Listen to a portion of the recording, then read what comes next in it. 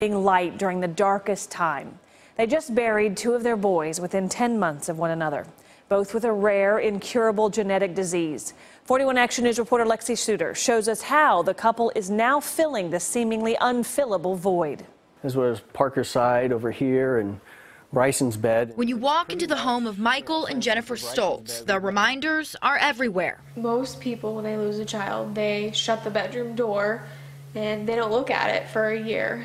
Two hospital beds sit in their formal dining room, once the bedroom of their two little boys. So that's going to be really different for us and really hard to take this setup down because it means so much. There's so many memories. I am certain, we are certain, that Bryson is in the arms of Jesus right now. Mike and Jen lost their oldest son, Bryson, last March. It's a bit of deja vu, wouldn't you agree?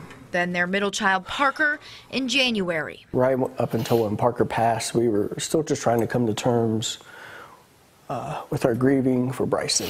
But this time, it's even more real. It's so different because it's finished.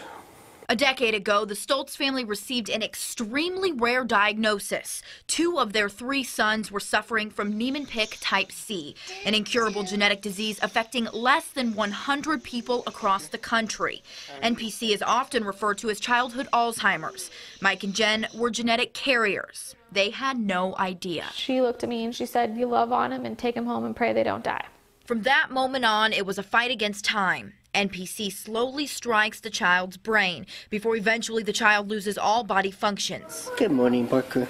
The Stoltz had just 9 years with their boys, much of that time spent in and out of the hospital and at therapy appointments. You want pokey?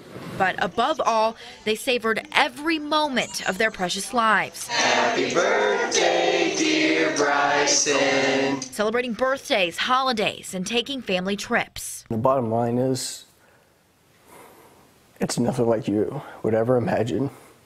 And it's a million times more difficult after the fact. And during their darkest hours, Mike and Jen made a choice. She's that noise that we've needed.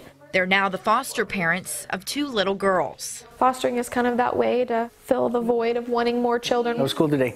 Good. Despite their tremendous loss, they say they still have many reasons to get out of bed.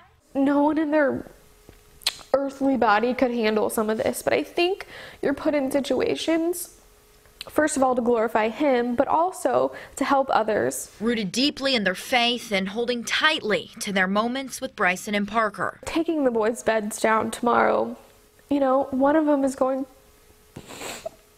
to another NPC child who we know the walk she's walking. They no longer see them in their beds. But here on this bench, this time a reminder for others.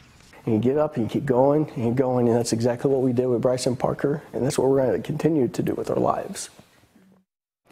Researchers are working on a medicine they believe could slow the symptoms of NPC.